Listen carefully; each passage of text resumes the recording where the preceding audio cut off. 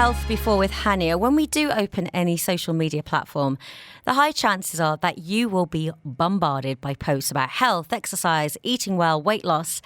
But with content being shown by so many people, including influencers, doctors, experts, how do we really know what to follow, what's legit, and what's just a passing fad? It's just too much information. There are juice cleanses versus plant-based diets, waist trainers versus functional fitness, detox teas versus mindful practices, and so on.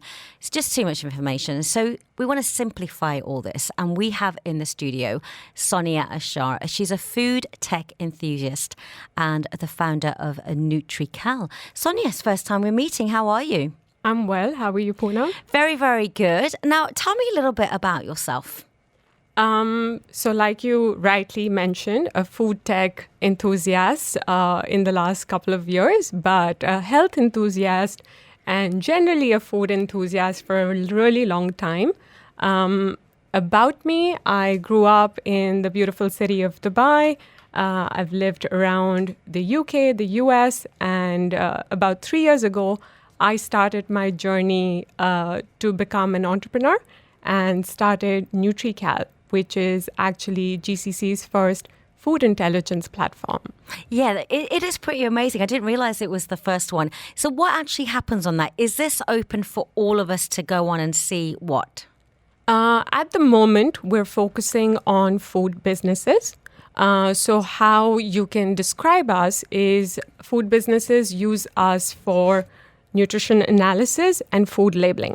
So to simplify it for you, anything that you buy at the grocery store, any prepackaged food product has a food label which has nutrition, allergies, ingredients. All of that data is analyzed through our technology and software and put on packaging. So basically, you have to research, analyze all the food, put all the discoveries together, and then put it on that database for people to see. Pretty much. So we use verified data sources from all across the world, USDA being one of them. Without sounding too technical, there is this authority in the US that tells everyone carrot is X number of calories, chicken breast is X number of calories, and then we get that all fact-checked and put into our database for food businesses to accurately use.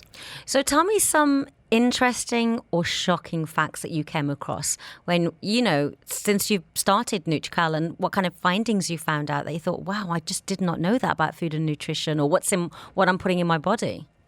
I think, just staying on the lines of, let's say, a nutrition label, I didn't know that when you pick up a bag of chips, you're supposed to eat like 8 or 9 chips and not the entire bag. Even the little bag?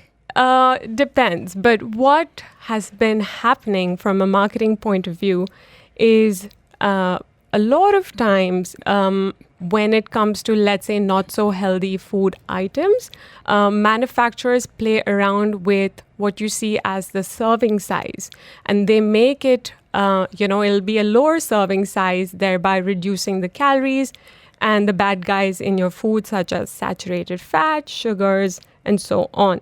So let's say a tip over here for everyone who's listening, whenever you're picking up a packaged food product, look at the serving size. You're not supposed to eat the entire pack of cookies. You might just have to have 1 or 2. Okay, so hang on a minute. If I pick up a packet of crisps, I touch it to see if there's enough crisp in there, because sometimes there's not, And you're saying now that really I should only eat 8. You should look at the serving size. And is that because of the salt content, or? Yeah. It's always it's a play on making your saturates and sugars seem low. Oh dear. Right, that's not going to happen though with eight little pieces of crisps. Now, can you emphasize the difference between fads and other quick fixes versus sustainable trends that focus on, long-term health benefits, especially with especially with social media? Are you finding that's affecting the way a lot of us are eating now, what we see on social media? So, of course, there's a downside to what is happening with too much information or misinformation. But there's also positives, like if for instance there's a mother who's had 2 kids and who's trying to lose some weight and is looking for some inspiration, there's also real content out there or influencers who you can look at and be like, okay, I can be like this.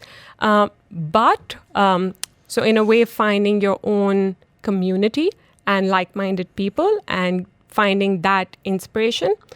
But when it comes to the downside, right, your Meta, all of these guys are super smart with their algorithms.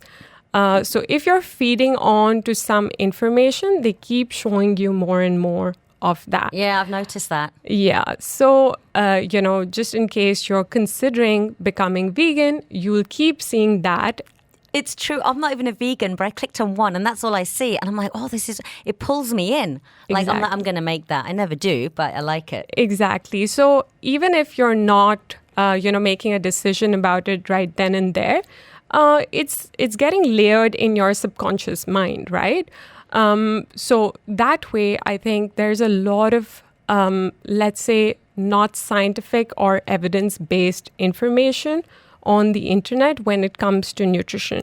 Because now, becoming a health coach or nutrition influencer has become more accessible, and people who even genetically might be skinny, might be pushing their own sort of agendas, saying that, my way is the right way. I mean, also, there's a lot of, I should say, there are people out there who are not really being honest. There was that man who, remember, he said he would just eat liver. Do you remember?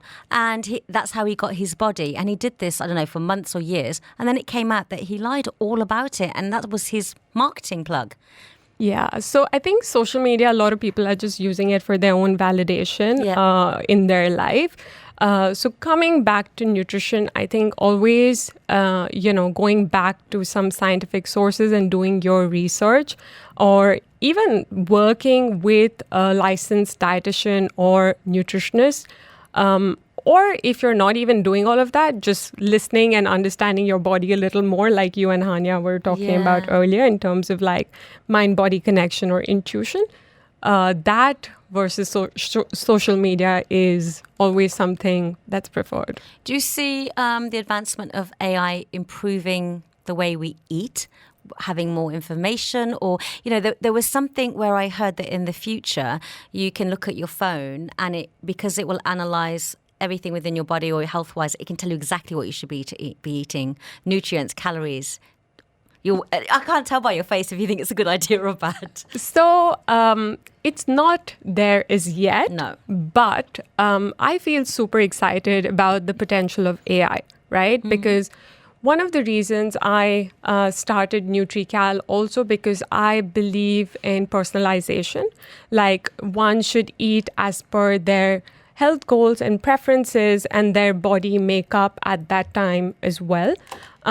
Now, what happens with AI, AI would know what your body is made up of, your blood markers, your hormones, all of that. And then it would have the information around the food item as well. So that personalization becomes much more easier and accessible. And that's the future that I'm seeing, right? Even now you see there are companies that are doing the blood marker to see, if your insulin, how it reacts to different types of foods and all of that. With AI, we can almost, touch and feel and see that future in terms of a true personalization. Yeah.